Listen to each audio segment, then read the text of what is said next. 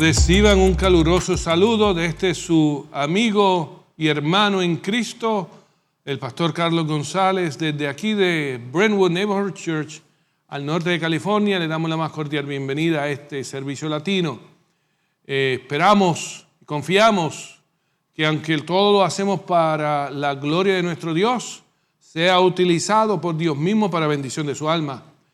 Estamos bien contentos de que el mes de agosto ha llegado.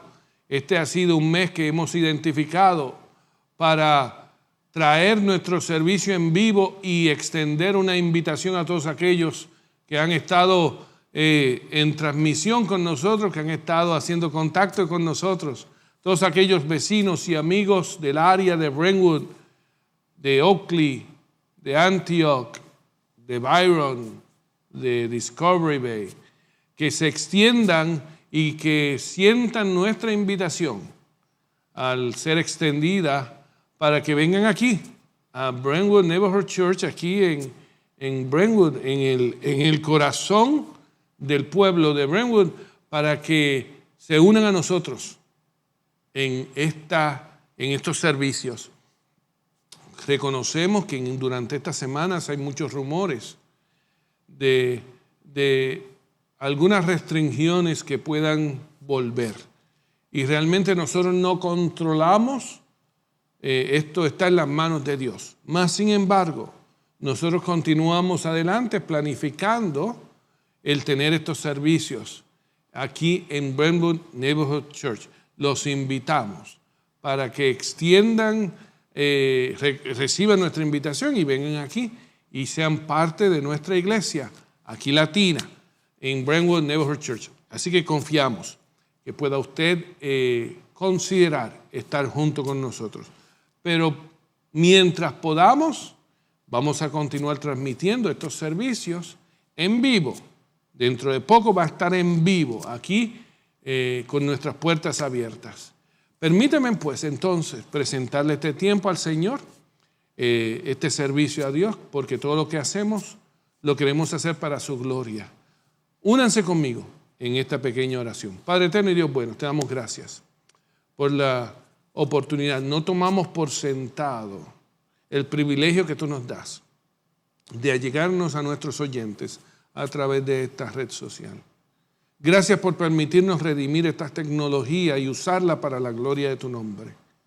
Permite, mi buen Dios, que todo lo que vayamos a hacer aquí sea aprobado por ti. Que tú lo utilices, que tú lo maximices, que tu palabra, ya sea leída, ya sea cantada o ya sea declarada, venga a ser instrumento en tus manos. Y que tú, oh mi buen Dios, hable a cada corazón, independiente de su necesidad, que es diversa, pero que tú te llegues a cada vida y tu palabra caiga en buen terreno fértil y produzca el fruto para lo cual fue enviada.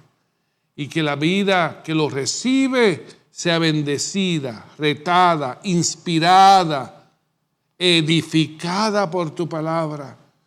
Y que, oh mi buen Dios, pueda ser agradecido, dándote a ti toda la gloria. Es pues en esto que confiamos y esperamos ver el fruto de tu palabra a través de todo este servicio, que tú te goces, que tú te deleites. Lo hacemos para tu gloria, mi buen Dios, pero confiamos que tú utilices todo para la bendición del oyente. Trae bendición, oh mi buen Dios. Esperamos en ti recibir y escuchar tu voz. Te lo pedimos todo esto para la gloria y honra del nombre de Jesucristo, nuestro Señor y Salvador. Amén y amén. Escucha esta alabanza, que una vez más, reitero, lo hacemos para la gloria de Dios, pero esperamos que sea también de bendición para tu alma. Recibe bendición del cielo.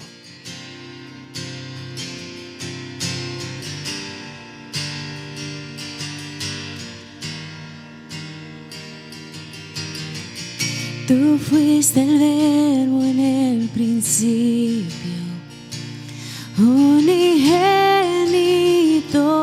de Dios, el misterio de tu gloria revelado en tu amor. Cuán hermoso su nombre es, cuán hermoso su nombre es, el nombre de Jesús, mi Rey. Cuán hermoso su nombre es, nada se iguala a él. Cuán hermoso su nombre es, no hay otro nombre.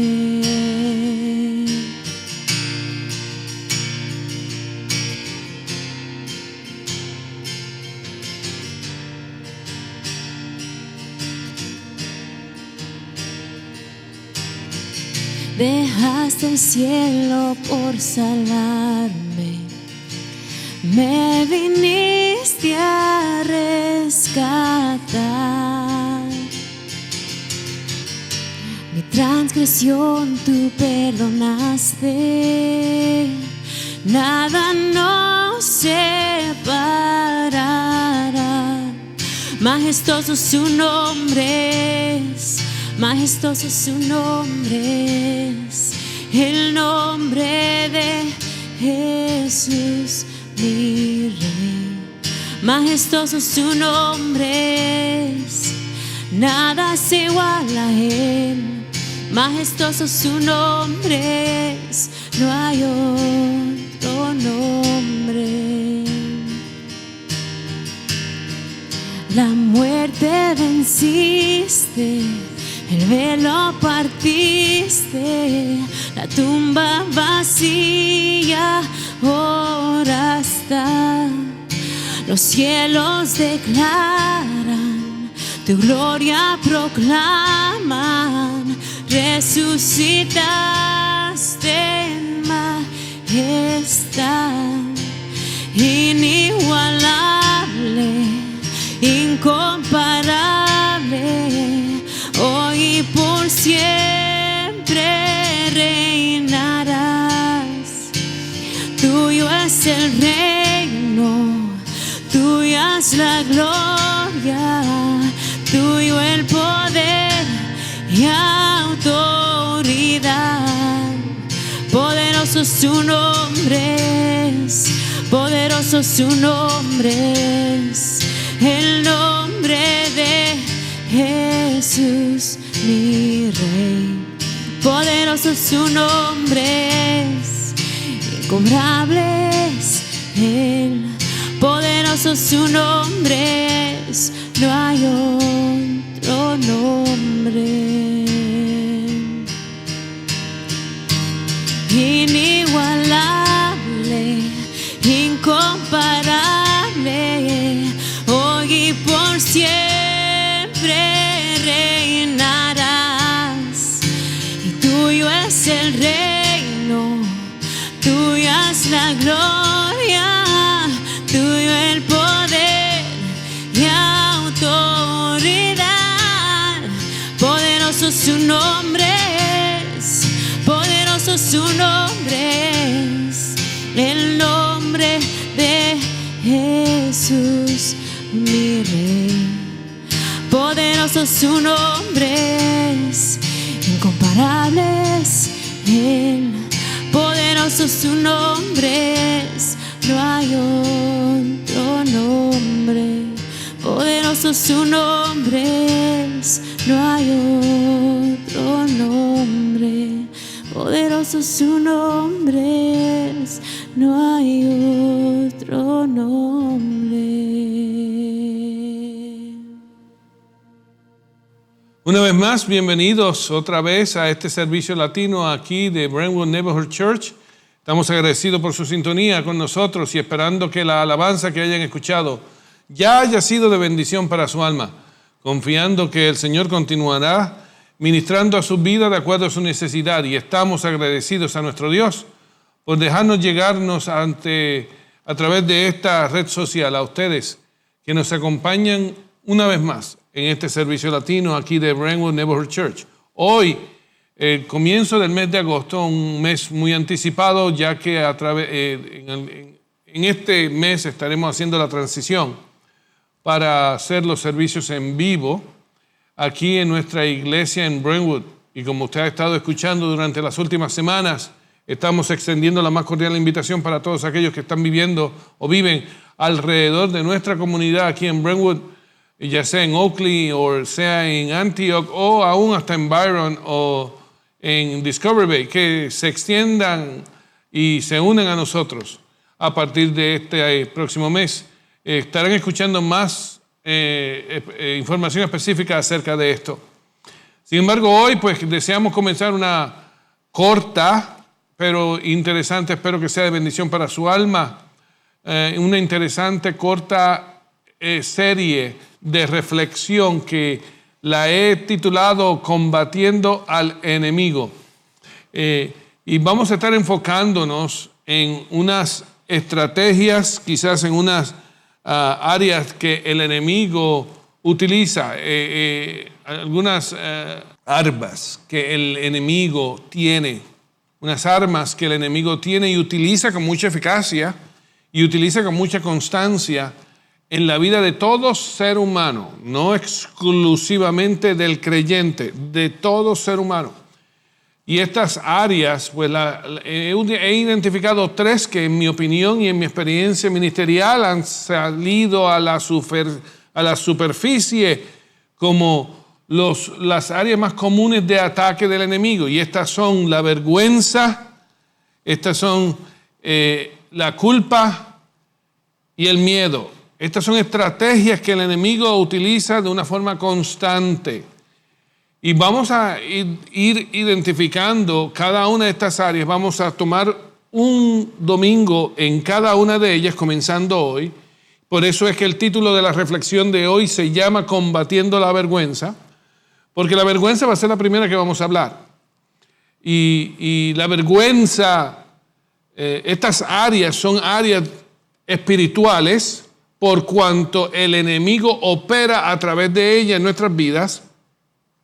Y son áreas que Dios desea darnos la victoria. He titulado esta serie Combatiendo al Enemigo. Pero quiero dejar claro que mi perspectiva no es que nosotros tenemos que derrotar al enemigo, porque el enemigo ya está derrotado. Satanás es un enemigo ya derrotado. Cristo lo derrotó ya en la cruz. Y el enemigo, el poder del enemigo ya está bajo el control de Dios.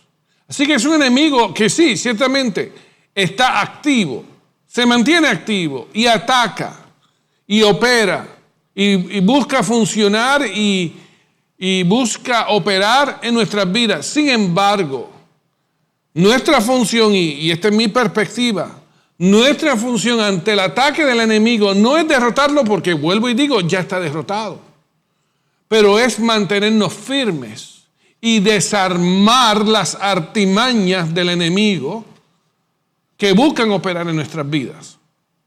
Como ya dejé claro, he seleccionado estas tres áreas o estrategias donde el enemigo opera, está activo en la vida de todo ser humano, utilizando o desarrollando o operando a través de la vergüenza, de la culpa y del miedo. Hoy, siendo la primera semana de esta serie, vamos a hablar sobre la vergüenza, combatiendo la vergüenza. ¿Y por qué quiero utilizar o quiero hablar primero de la vergüenza?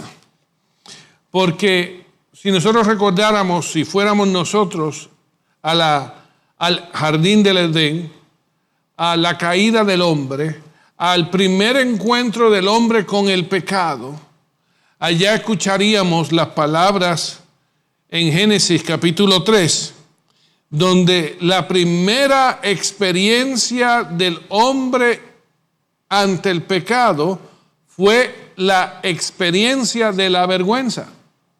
Ese es el primer fruto que el pecado causó o trajo al hombre, al ser humano. El primer encuentro con el pecado ante la desobediencia del hombre, su primera experiencia fue la vergüenza. La Escritura nos dice que cuando Adán y Eva comieron del fruto prohibido, del cual Dios le había dicho no coman, y ellos cayeron en la tentación de la serpiente y comieron de este fruto, sus ojos, dice la Escritura, sus ojos fueron abiertos y sus conciencias fueron conscientes de su desnudez como causa de la desobediencia, de la causa del fruto.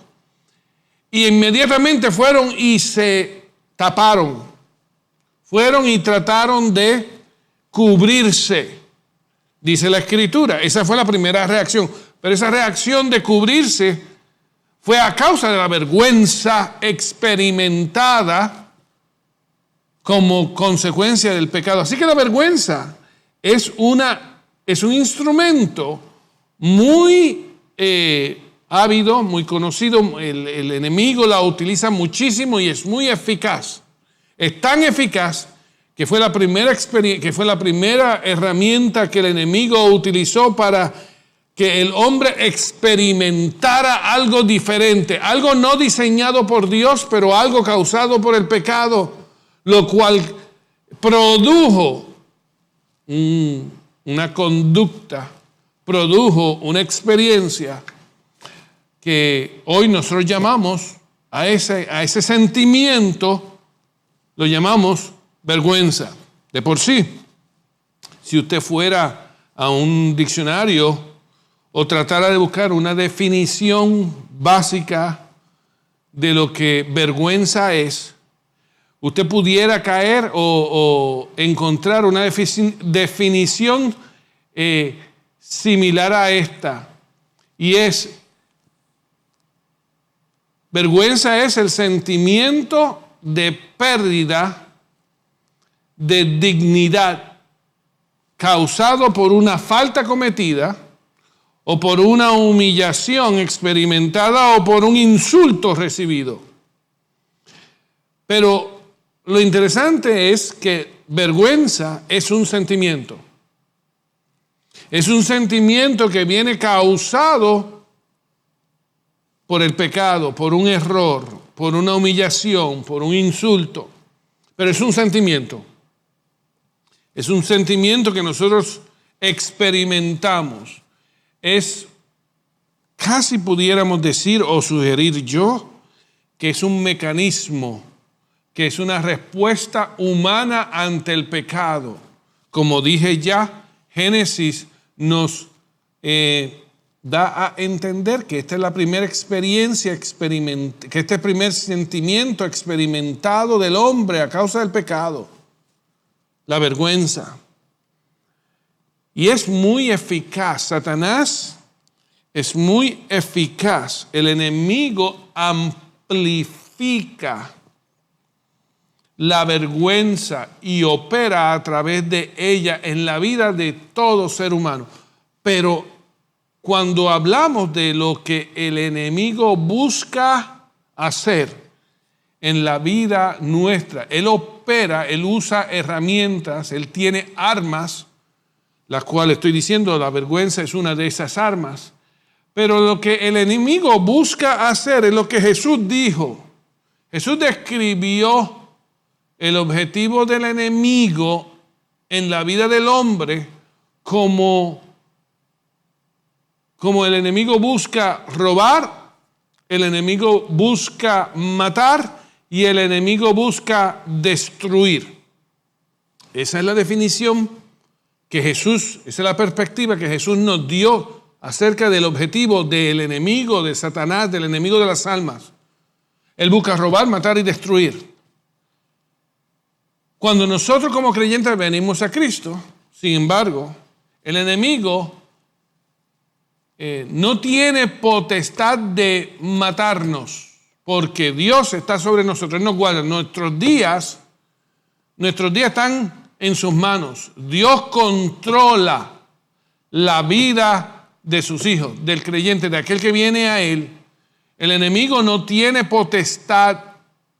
Sí, él causa mucho sufrimiento, pero la vida del ser humano, nuestros días están en las manos de Dios. De igual manera, el enemigo no puede destruirnos. No tiene esa capacidad de destruir al creyente.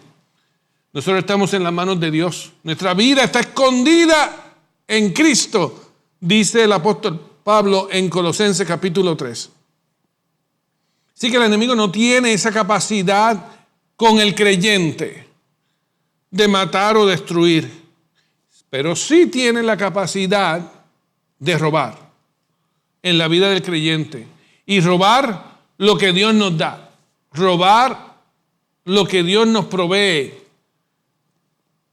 Y muchas de las cosas que Él intenta hacer en nuestras vidas es producir pensamientos que produzcan sentimientos que su fin es robar lo que Dios nos da.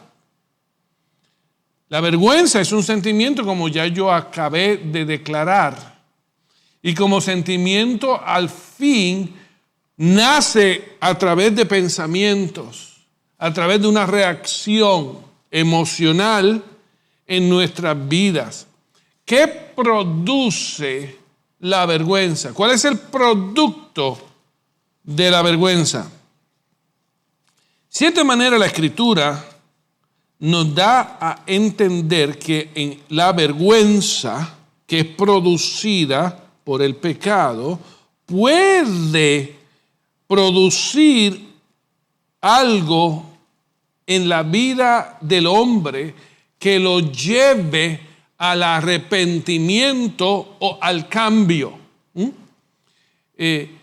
Aunque la vergüenza es la respuesta humana del hombre, del ser humano, ante el pecado, ante la falta cometida, esta vergüenza puede en ocasión llevar a ese hombre a un cambio o a una postura de arrepentimiento. La vergüenza es el peso, es la respuesta al pecado. Pero por cuanto nosotros nos sentimos con vergüenza ante la falta cometida, este mismo sentimiento en ocasión puede llevarnos a un cambio. Por ejemplo, el apóstol Pablo allá en 2 de Corintios, cuando él está hablando a la iglesia en Corintio y él les habla en la primera carta y él les habla acerca a ellos de su inmadurez espiritual y les comenta él: yo debería ya tratarlos a ustedes dándole comida, pero no puedo darle comida sólida porque todavía no son niños espirituales.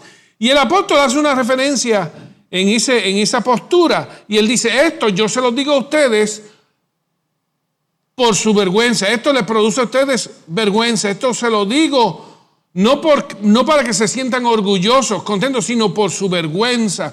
Como, en otras palabras, el apóstol reconoce que él está trayéndoles a ellos un confrontamiento que va a producir vergüenza en sus vidas por cuanto se encuentran en falta, se encuentran que han faltado, que han fallado.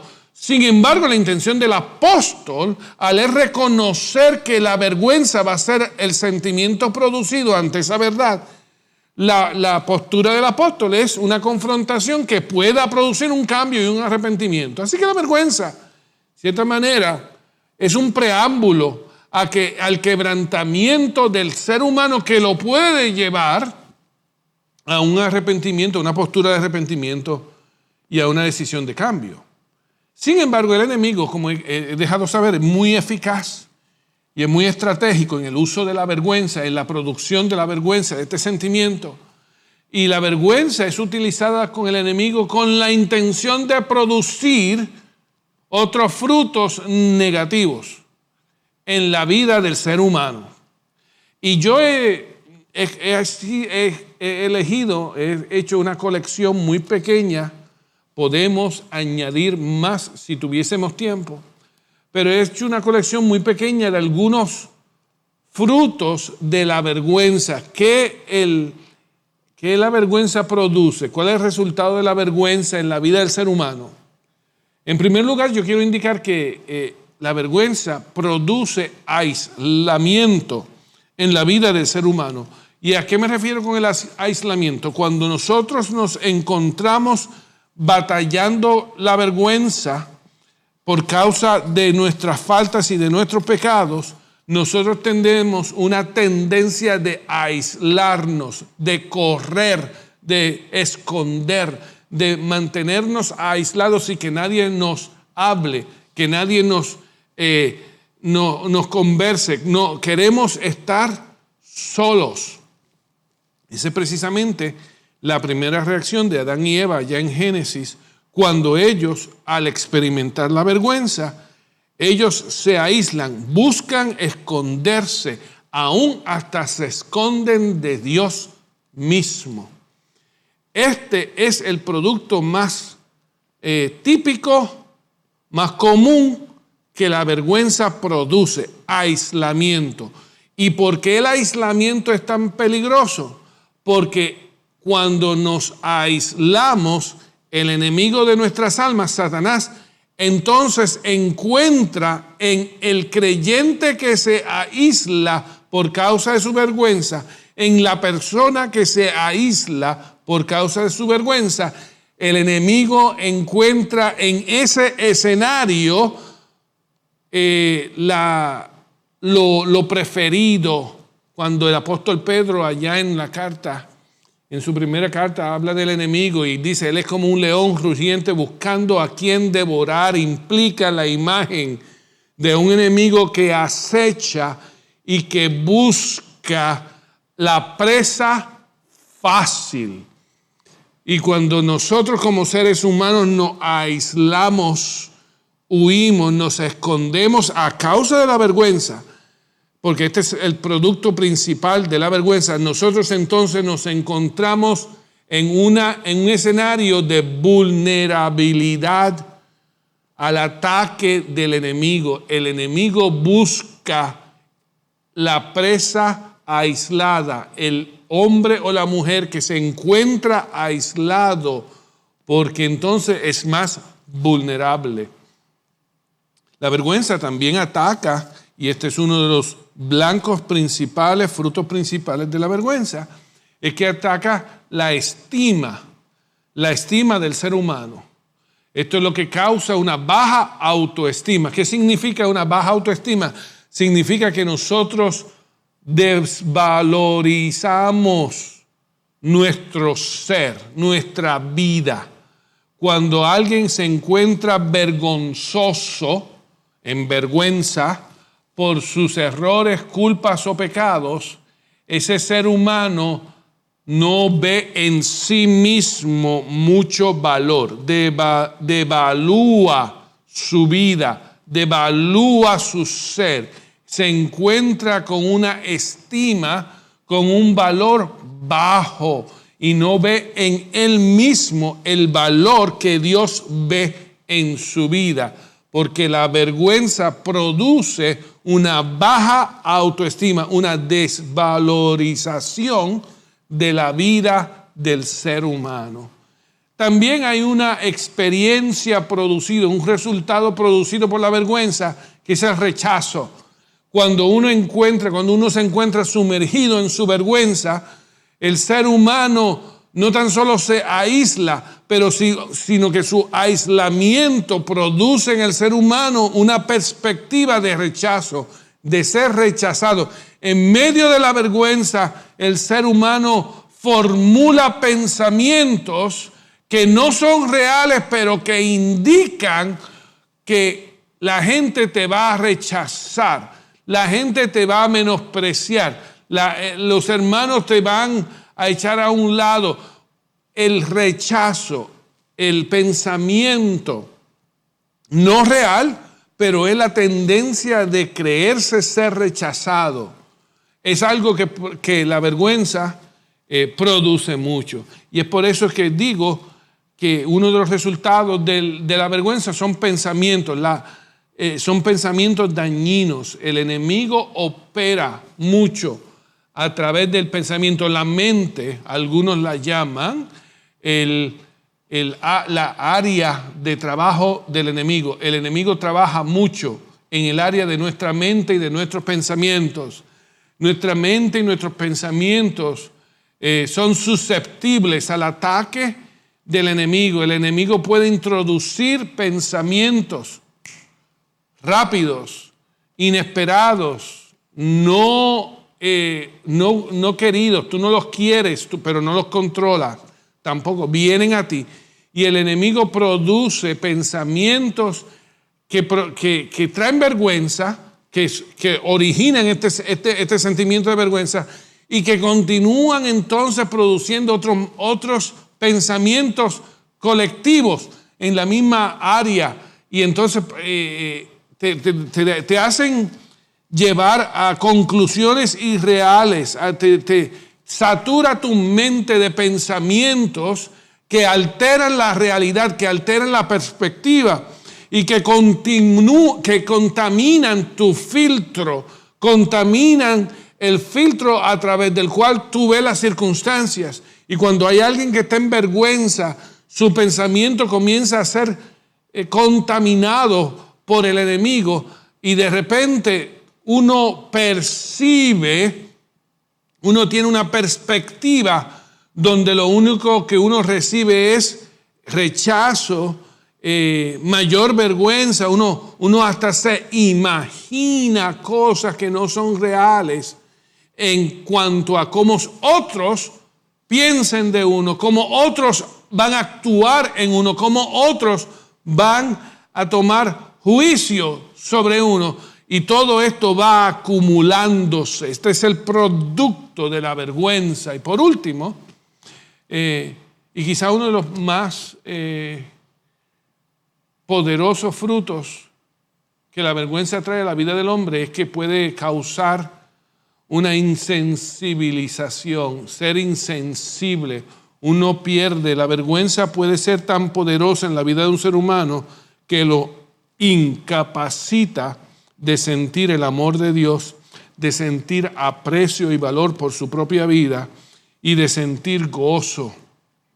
Y el enemigo busca, como dije al comienzo, busca robar, particularmente en la vida de los creyentes, busca robar lo que Dios nos da.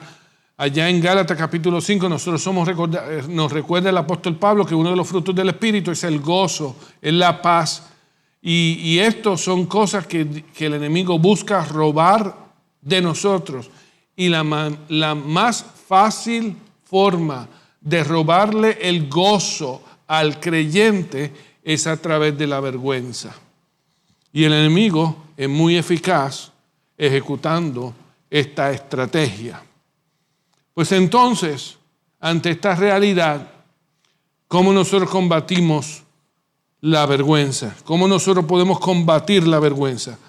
Bien rapidito, en unos minutos voy a hablar de 3 cosas que quiero compartir como sugerencias de cómo combatir la vergüenza cuando la vergüenza viene a nuestra vida.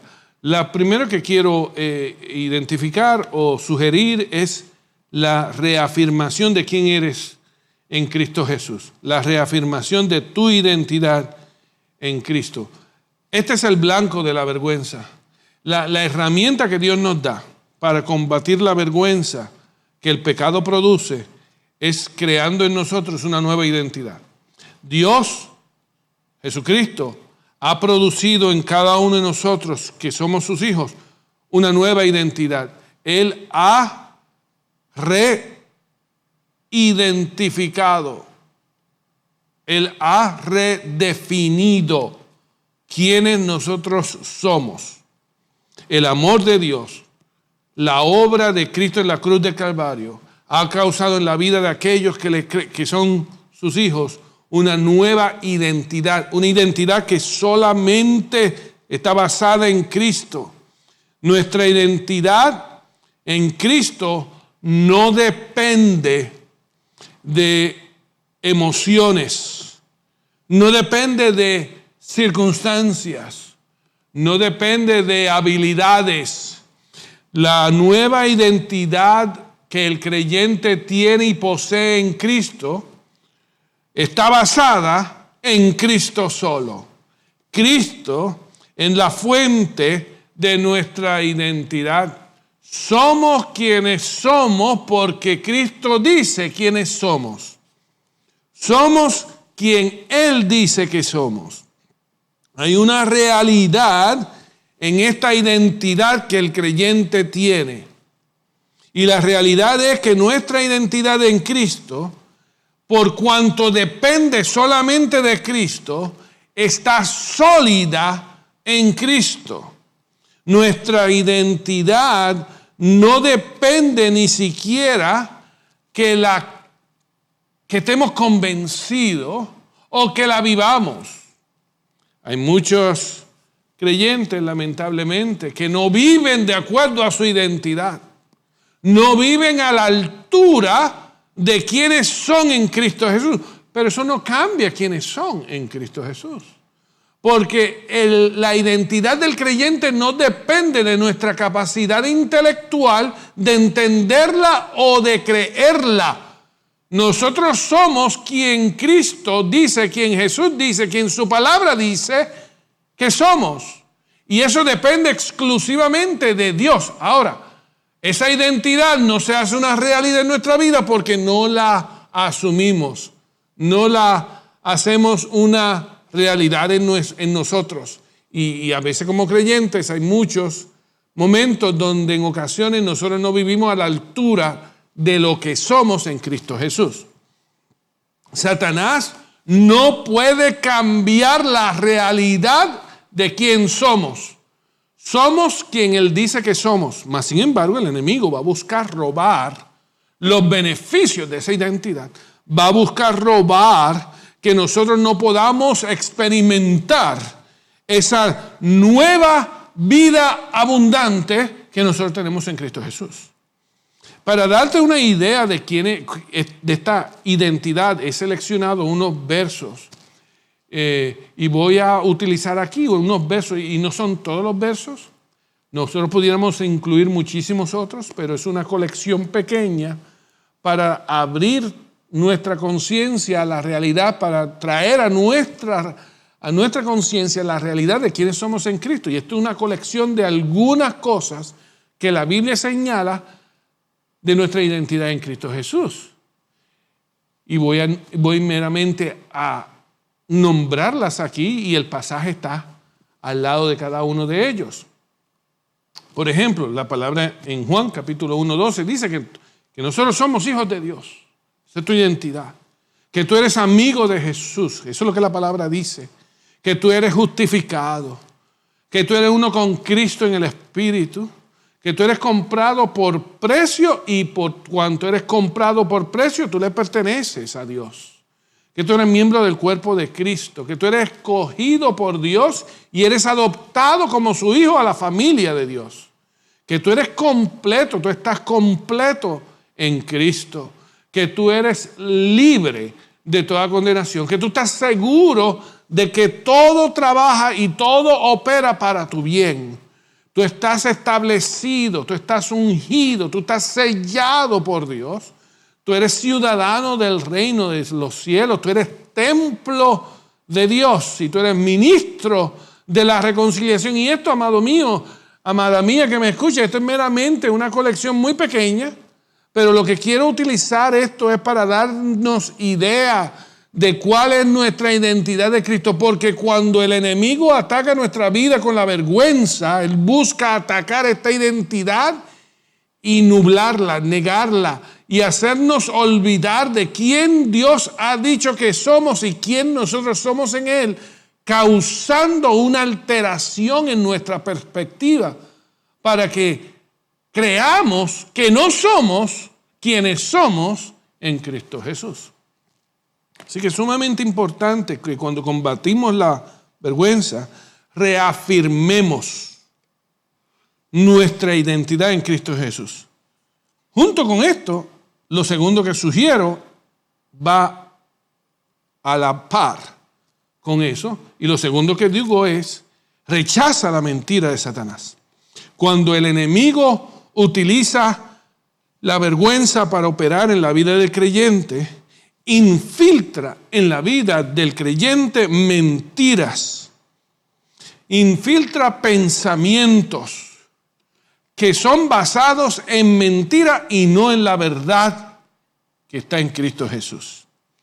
Y nosotros como creyentes debemos aprender y desarrollar una estrategia de identificación, de identificar el pensamiento, de identificar este ataque del enemigo que viene a través de la mentira.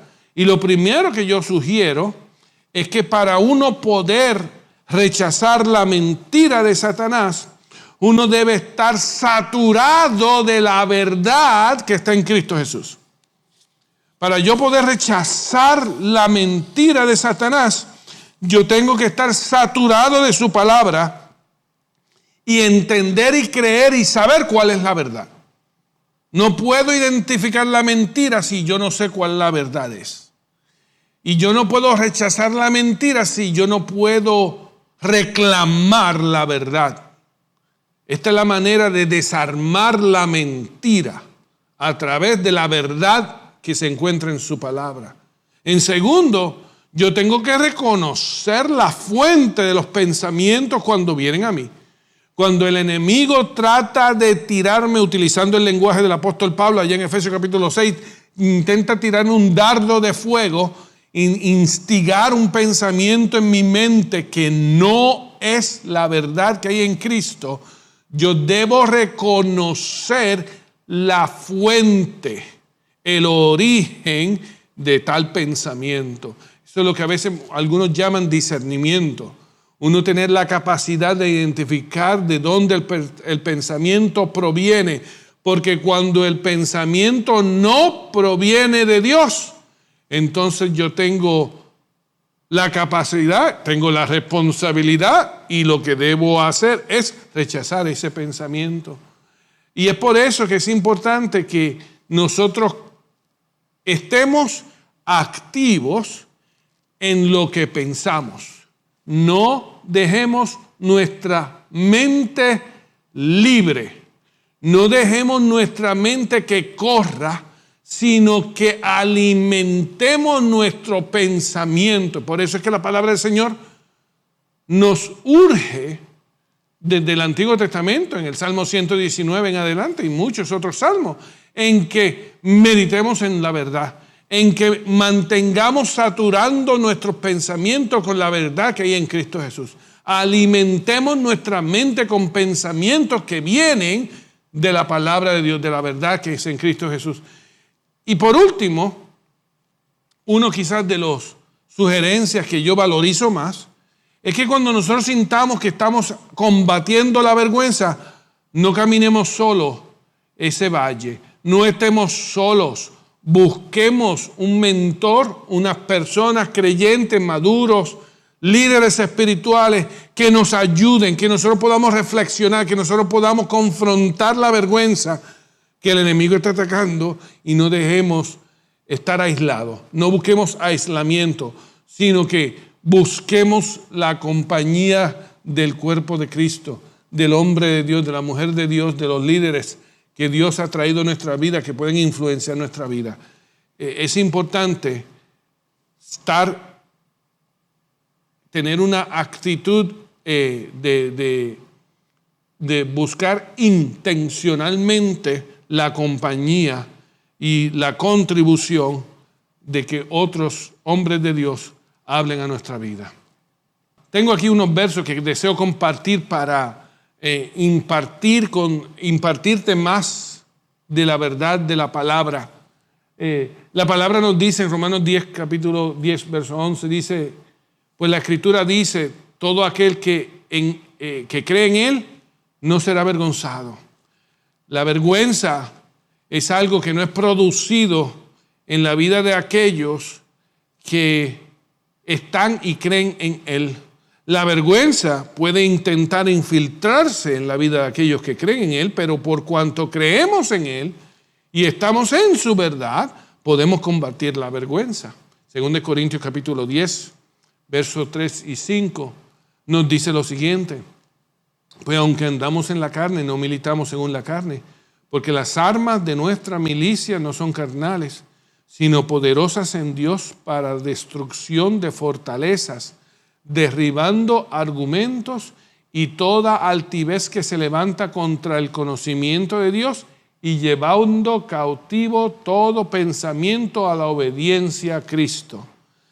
En esto es a lo que yo me refiero, que es tan importante que nosotros podamos discernir, controlar y estar intencionalmente alimentando nuestra mente, porque la palabra nos exhorta de muchas maneras. El apóstol Pablo lo dice, ¿verdad? Que aprendamos a controlar y en qué pensar, en lo agradable, en lo bueno, en lo de buen nombre, en lo justo, en esto debemos pensar. Y si en algún momento se introduce a nuestra mente un pensamiento que no viene de Dios, que produce vergüenza, la palabra nos exhorta que la verdad que está en Cristo Jesús nos da la capacidad de tomar esa mentira, declararla, identificarla y repudiarla a través de la verdad que está en Cristo, y de esa manera atar, sujetar, tomar cautivo ese pensamiento que no viene de Dios y someterlo en obediencia a Cristo. La última sugerencia que tengo para combatir la vergüenza es desarrollar una actitud de celebración en tu identidad en Cristo. Al comienzo hablé sobre reafirmar esa identidad, pero aquí estoy hablando de una actitud. Estoy hablando de una actitud que debes producir esta nueva identidad en Cristo. ¿Y qué debe ser esta actitud? ¿Cómo esta actitud se ve? Pues mira, en primer lugar debe ser una actitud de agradecimiento, una actitud donde nosotros desarrollemos en medio de toda circunstancia un espíritu de agradecimiento a Dios. Con esto no estoy diciendo que no vamos a sufrir, que no vamos a tener momentos. El sufrimiento no cancela el agradecimiento. Yo puedo estar agradecido y sufrir al mismo tiempo, es lo que estoy diciendo. Cuando Dios nos llama a que seamos agradecidos en todo, no significa que no vamos a sufrir, pero lo que significa es que nuestra perspectiva, nuestra postura, nuestra actitud en medio del sufrimiento debe ser una de agradecimiento, porque esto es lo que causa la perspectiva de Dios cuando la alineamos. Cuando yo alineo mi perspectiva a Dios, entonces yo veo mi vida, aún lo malo que me puede estar pasando, las tribulaciones y las tentaciones que pueden venir a mi vida, yo las veo desde la perspectiva de Dios y yo veo el propósito de Dios en ellas. Romanos capítulo 5, versos del 3 al 5. Es que yo sé que en medio de la tribulación Dios está trabajando, Dios trae esperanza, porque produce esperanza, esto produce carácter y esto produce en mí buenas cosas que Dios quiere crear en mí. Así que yo tengo que alinear mi perspectiva y ver la vergüenza, como dije al comienzo, la vergüenza se infiltra en nuestra perspectiva, causando que veamos cosas que no son reales.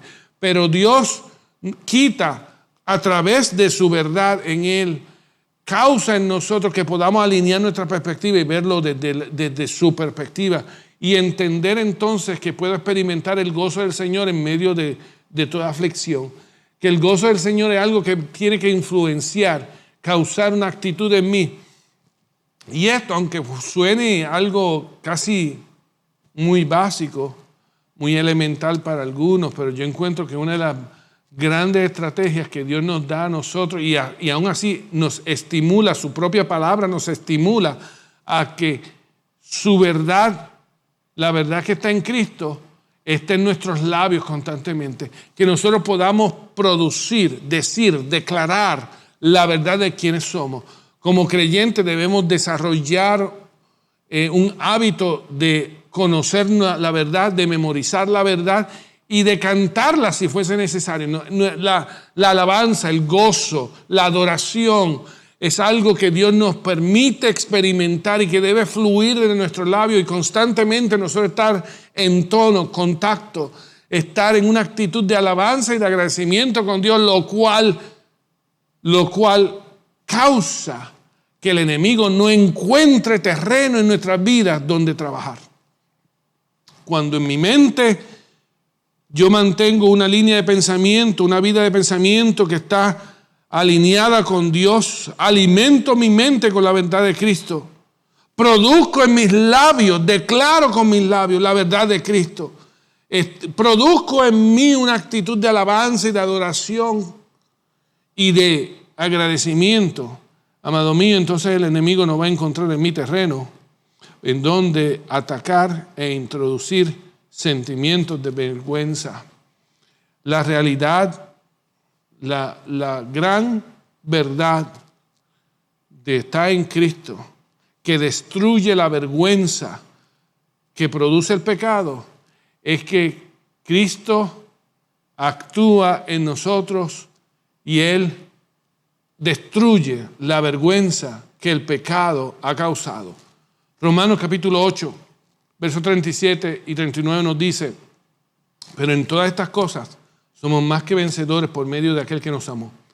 Porque estoy persuadido que ni la muerte, ni la vida, ni ángeles, ni principados, ni potestades, ni lo presente, ni lo porvenir, ni lo alto, ni lo profundo, ni ninguna otra cosa creada, nos podrá separar del amor de Dios que es en Cristo Jesús. Esa es la verdad que hay en Cristo Jesús. El libro de Hebreos, la carta a los Hebreos, nos dice en el capítulo 12, versos 1 y 2.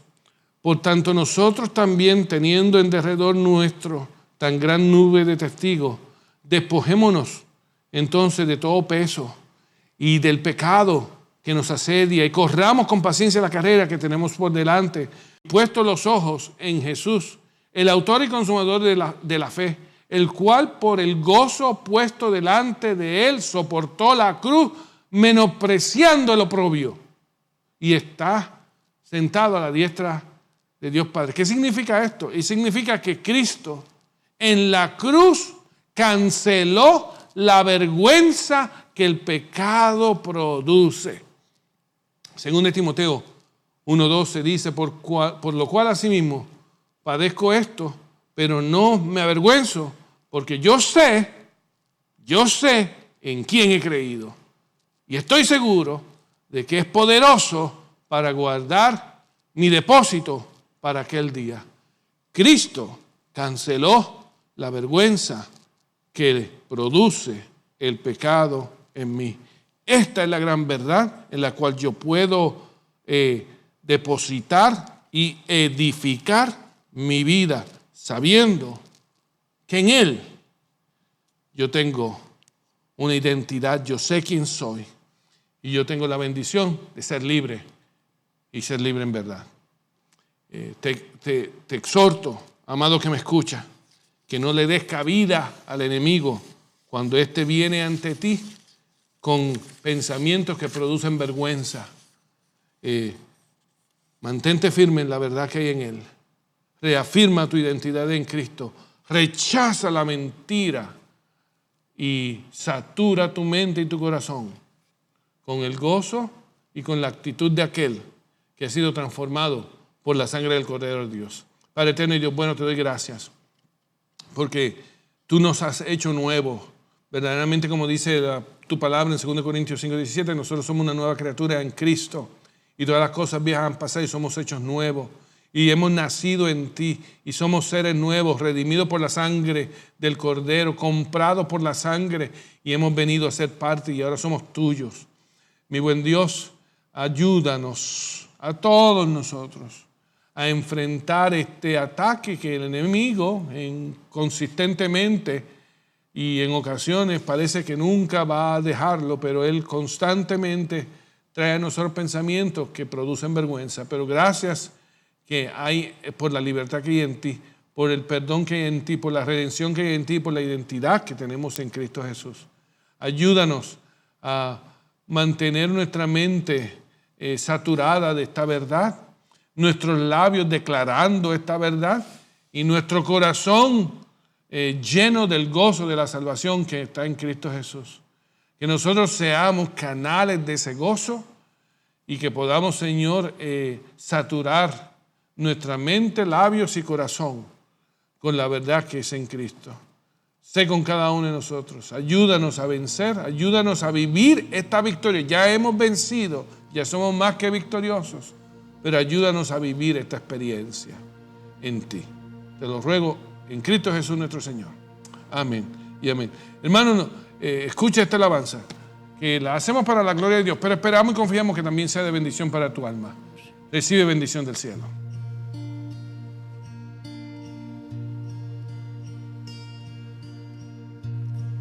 No hay nada mejor que Tu presencia, Señor, ¿quién podrá comparar tu gracia y amor?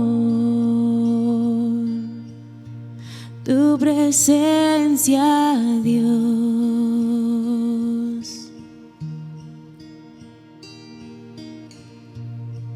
Al probar y al ver el más dulce amor que libera mi ser, sin vergüenza estoy. Tu presencia, Dios.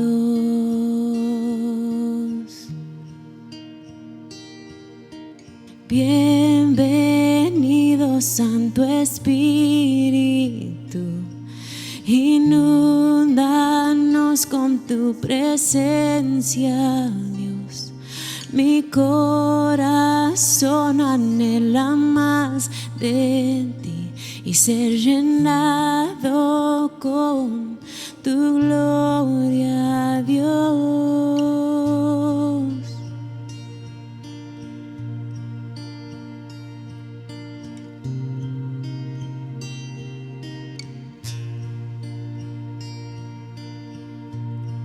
No hay nada mejor que tu presencia, Señor. ¿Quién podrá comparar tu gracia y amor? Tu presencia, Dios.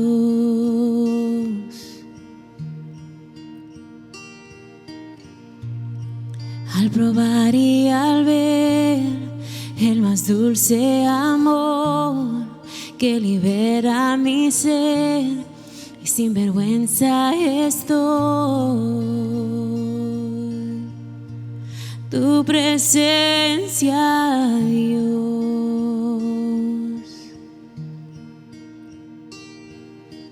Bienvenido, Santo Espíritu, inúndanos con tu presencia, Dios.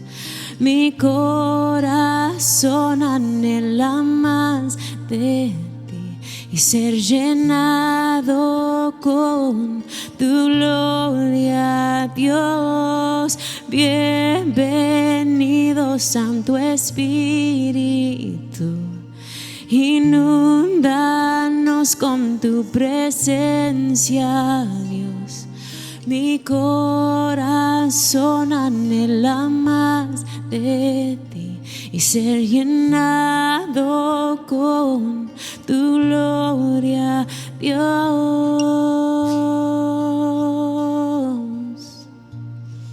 Tu gloria, Dios.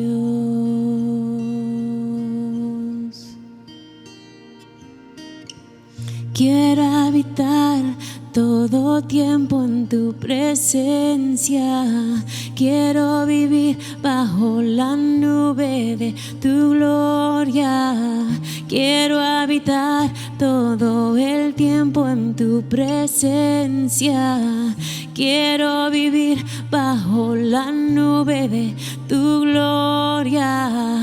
Quiero habitar todo el tiempo en tu presencia.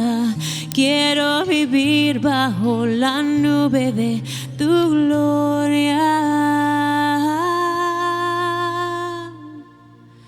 Bienvenido, Santo Espíritu, inúndanos con tu presencia, Dios. Mi corazón anhela más de ti y ser llenado con tu gloria, Dios.